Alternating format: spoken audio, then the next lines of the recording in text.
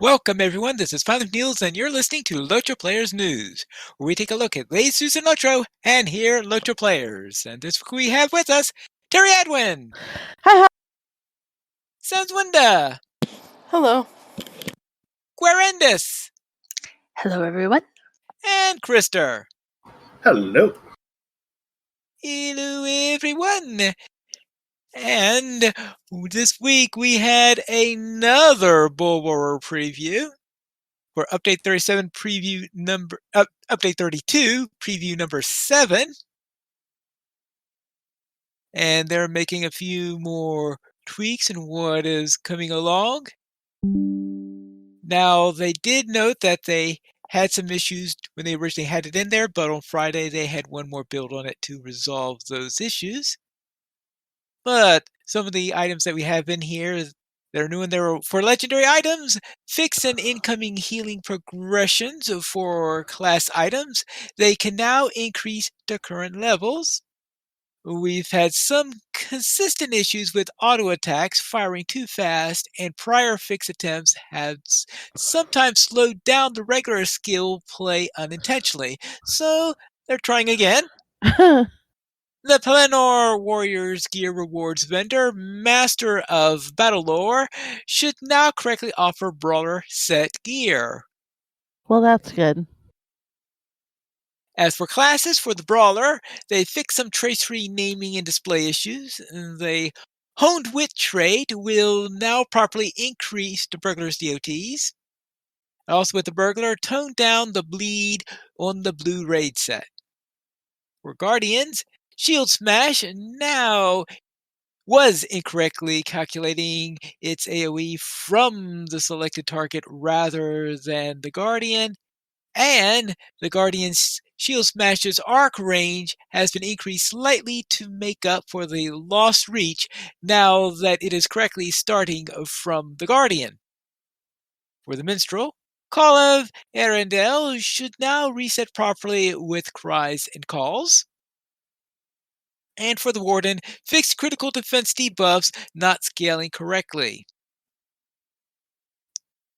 And that is it for the tweaks that they did this week.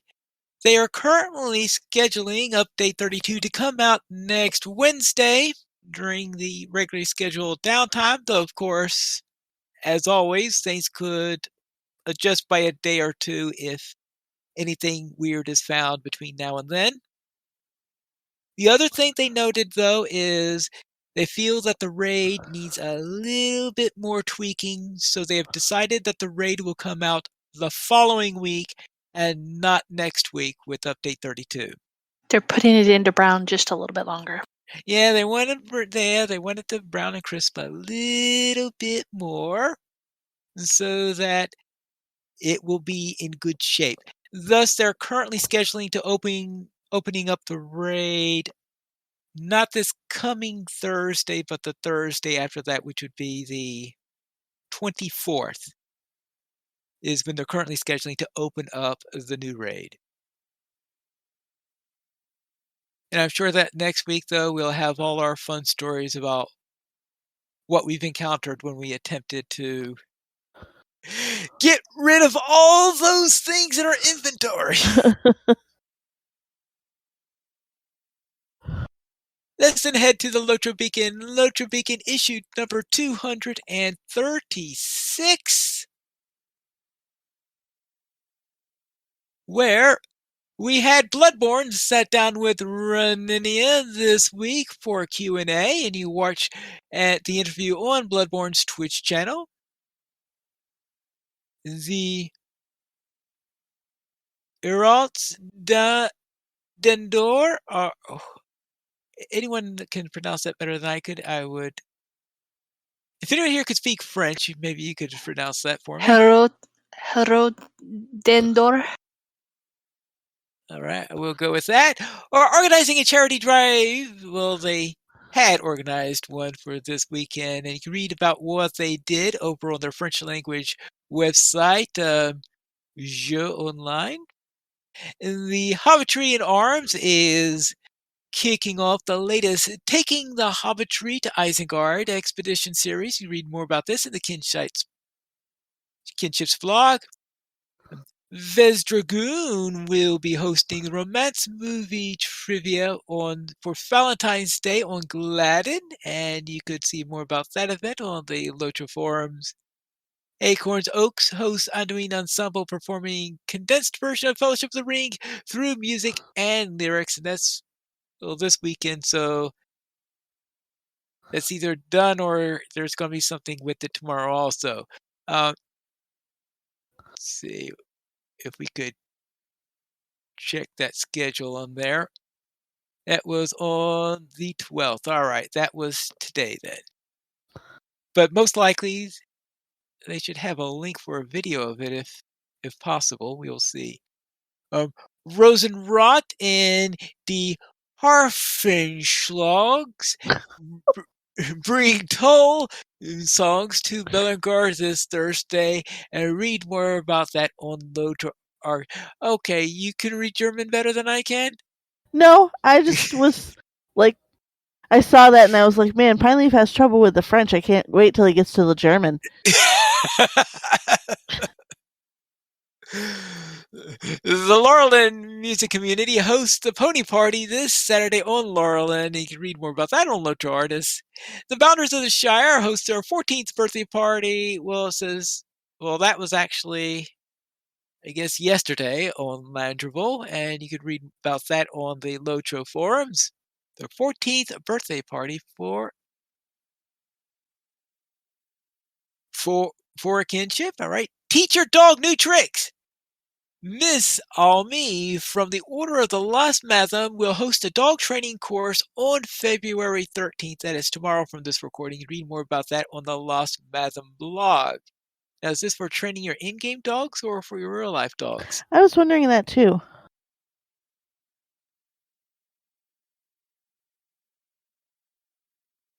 Let's see.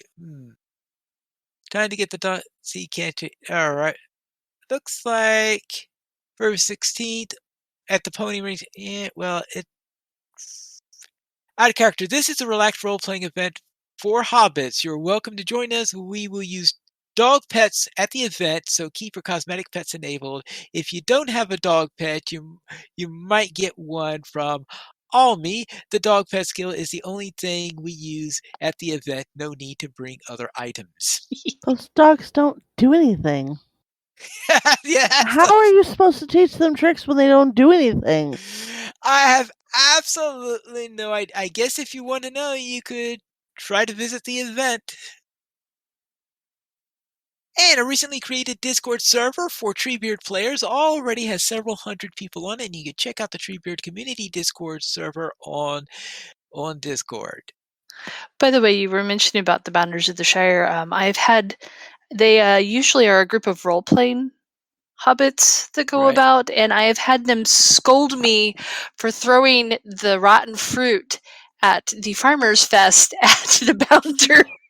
I was standing under the tree. They walked over and they scolded me. It's like, some guy gave me these and told me to get rid of them. I was like giving them this whole explanation. They're like, well, we'll only warn you this time. And it was this whole thing. So yeah, the people that are in that uh, that kinship are a lot of fun. All right. Then let's head to our weekly comment. What is the most dangerous object in an average Middle-earth kitchen? Hobbit.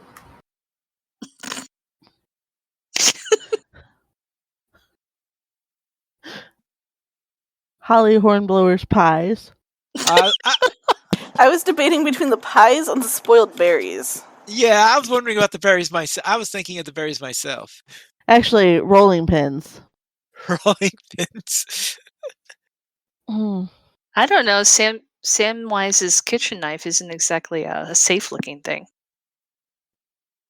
You know, the pans might actually be the most dangerous, though.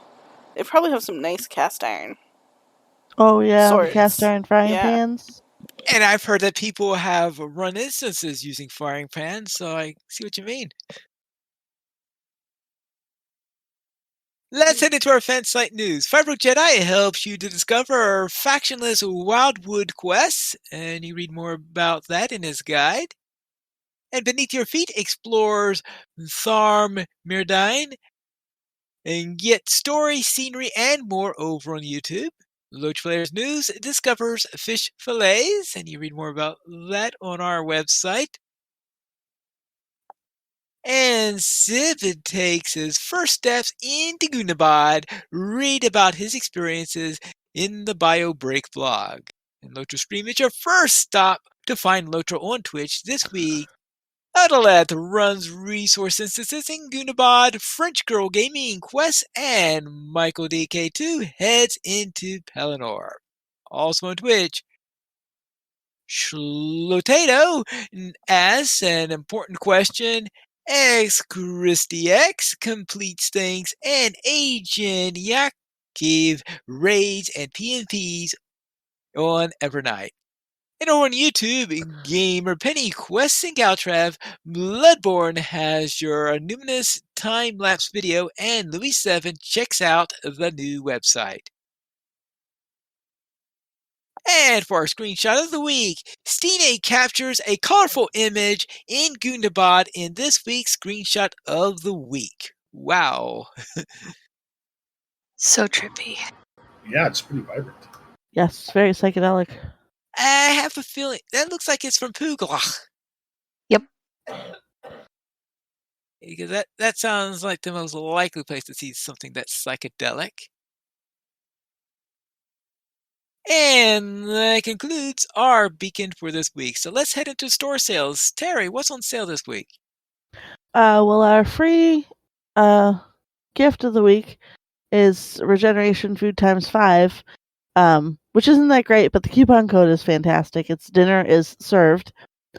Despite the fact that most people don't bother with regen food. In fact, I got 3 crams and a Hobbit gift this week and destroyed them. Cram, it's what's for dinner. But you can get 25% off character slots, vet status, stat packages, and XP boosts now through February 17th. Thank you, Terry. So let's head into our week in gaming. Krister, what did you do? Well, it was just another potentially bitter attempt at T3 House of Rest. but what was absolutely hysterical was the very first moment we did it. We're talking our tactics. We're going to do this, that, and the other in the first boss. We're going to kite it this way. We're going to concentrate on this guy. We buff everything up. Eat. I hit my motivating. We're all ready to go. We trigger it the moment it starts. Everybody dies, and so we're like, oh, okay. I don't know what happened. Do you guys know what happened? And so luckily we got to a point where we actually were living, and we were living longer and longer each time. However, we were still kind of working out the kinks, I guess. So we're feeling, even though we were defeated horribly, we're feeling much, much better about it. So I think next week we might actually get the furthest we've gotten. We're hoping that we can complete it. I think it's after this first boss it'll be better. But another frustrating day of learning. And then in ESO, I've been playing my big dumb sword swinging orc, and I've been having a lot of fun with him. He has been shooting back and forth all over Tamriel and all the alternate dimensions. Uniting kingdoms, defeating gods. It's a pretty typical week. And then I've been playing Civ 6 a lot lately, but I realize I've got the domination game down now. But now I need to actually start working some finesse into my strategies, because basically my populations are idiots who just make war. And I probably need to branch out a little bit in my Civ experience. So a lot of excitement on the gaming front this time around. What did you get up to? Well, in LOTRO, both my StatX Runekeeper and my Brawler have been pursuing Virtue XP through deeds.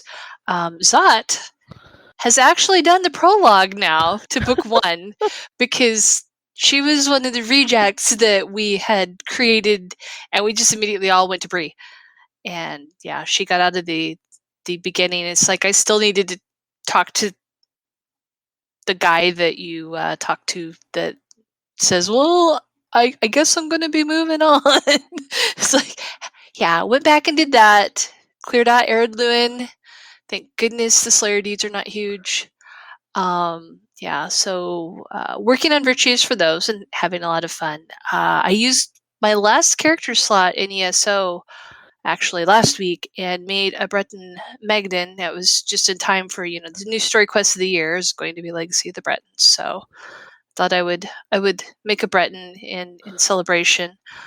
And most monumentally, the Shiny Duo have finished Cadwell's Gold. Oh my gosh. Yes, as in we have done the story quests through all 3 of the original Alliance zones, and we basically have completed the base game, except for odds and ends, achievements, dungeons, stuff like that. But we've cleared all of that and got a very handy hat. They give you Cadwell's helmet hat, so you The pot?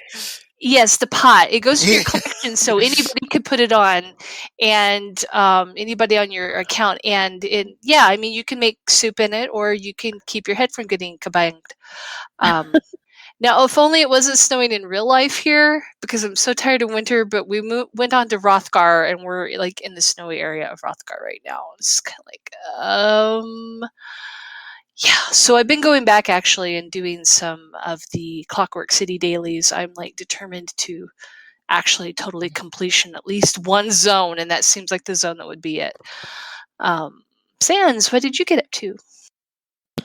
Well, I did not do a lot of gaming this week, but I continued the story questing on Tuesday night with that crew, and I think we moved into a new area, so that was pretty cool.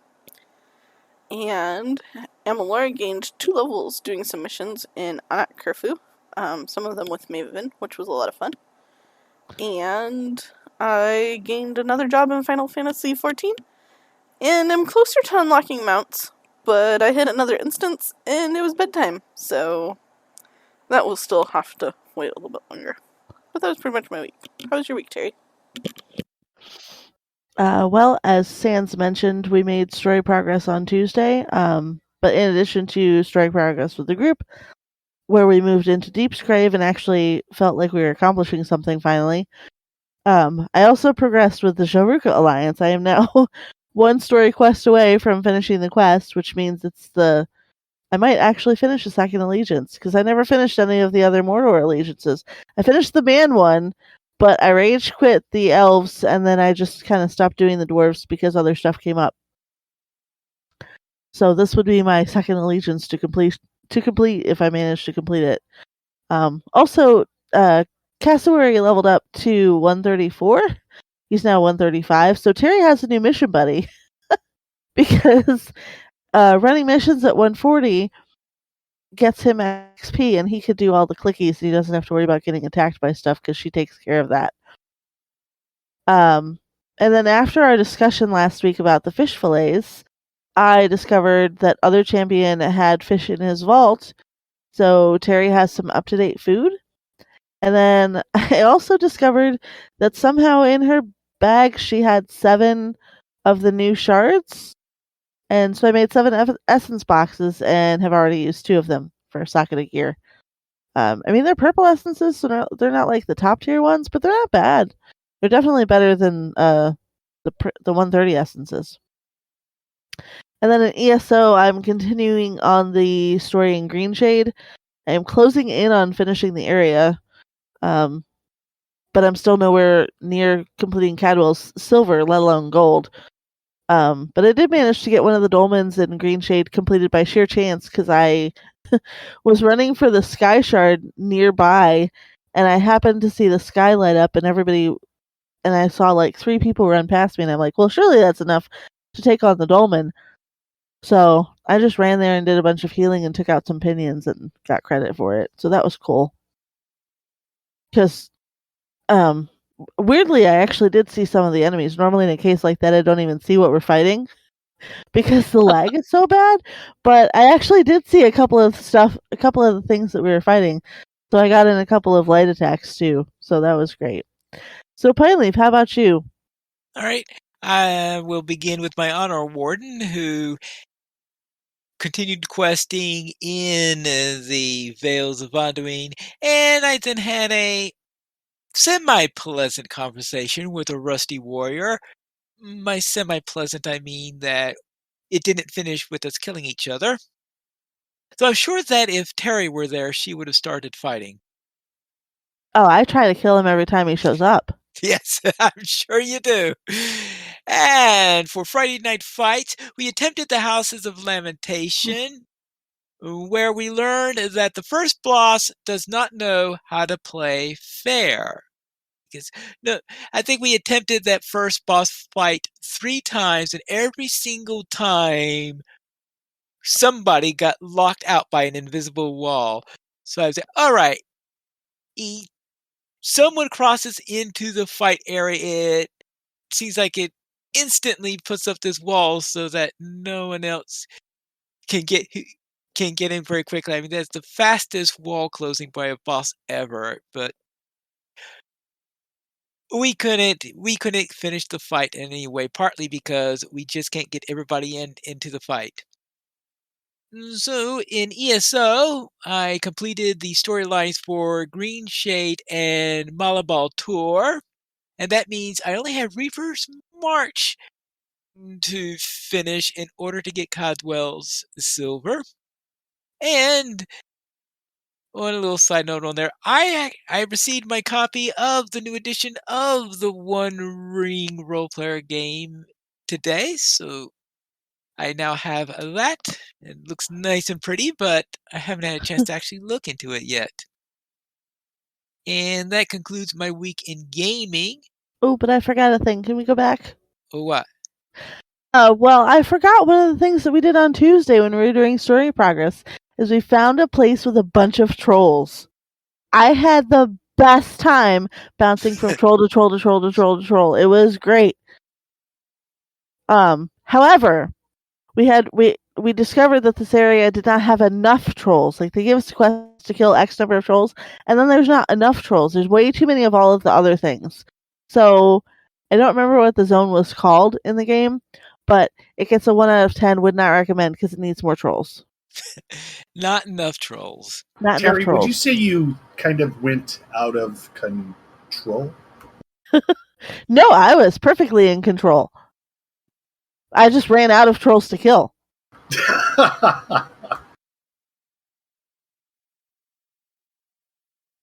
In news outside of LOTRO, Saul Zant is selling the movie and game rights for their Middle-earth holdings, meaning for The Lord of the Rings and The Hobbit. And right now, they are putting it up for auction. And there's right now, speculation is that they might get about 1 or 2 billion for this. So we'll see how that goes. Right now, we don't know who is going to be getting the rights, but Drac, who wrote the article at our site, is of the opinion that the 2 most likely candidates are going to be either Disney or Amazon. And I was wondering if anyone here has any idea on such matters or opinions. Wow. Yeah. Well, I know Amazon already dumped a bunch of money into acquiring some Tolkien stuff, so Right. they're probably the front runners. But I could see Disney putting some cash in. I don't know. I don't know what that would necessarily mean for the game if something like that happened. I know Disney technically owns Star Wars stuff, and nothing's really happened with the Star Wars MMO, as far as I know. So I don't know. We'll have to wait and see. And as long as they get the royalty check, they'll be fine. I mean, as long as the money's coming in. Yeah. All right, so that's a little thing. We'll see what happens on there and how that auction goes. And if there are any effects, as I said, most likely there won't be any significant changes on the game as a result of this. I mean, they still managed to make enough money to do more than just keep the lights on. They were doing stuff.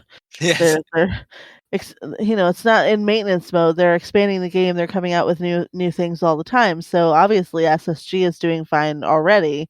Right. So I can't imagine that anybody would try to somebody would come in and say, okay, we need to make all these changes because you're not making enough cash. Right. Our top But maybe supporter it'd be this. cool. I was just going to say maybe it'd be cool changes though. Maybe that graphics overhaul will finally occur. Oh, we wish. Top supporter. Flying mounts. Sorry. Top supporter for this month is LOTRObuild.com. LOTRObuild.com is a collection of full LOTRO databases that includes an items database, a relics database, and a titles database. And you can use it right from your Discord server with LOTRObuild bot. We currently have 14 supporters on Patreon. If you'd like to join this illustrious rate of players and help support LOTRO players, you could go to the donations page. You could support the Players Alliance on Patreon. Your money would be used for podcast hosting, website hosting, and to pay for our live shows. We don't have any emails this week, but if you like since when you can send it to podcast@LOTROplayers.com. You can also ask the Twitter. The Players Alliance @Players Alliance, LOTRO Players @LOTRO Players, Arendis @Arendis, Finally Pip, Finally Needles, Sense Winda Sense Winda, Terry Edwin @Terry Edwin, Guarendis @Guarendis, Calabathian @Calabathian, and Krister is trying to figure out what a Twitter is. Yep, that's right. The Players Alliance has two shows. On Saturdays at 8:30 p.m. Eastern Time, we have LOTRO Players News and the DDO Players News broadcast when Drek is available. You can join us for our shows at LOTROplayers.com/live. And that's all for tonight. And this is Pine Noodles reminding you to skirmish responsibly.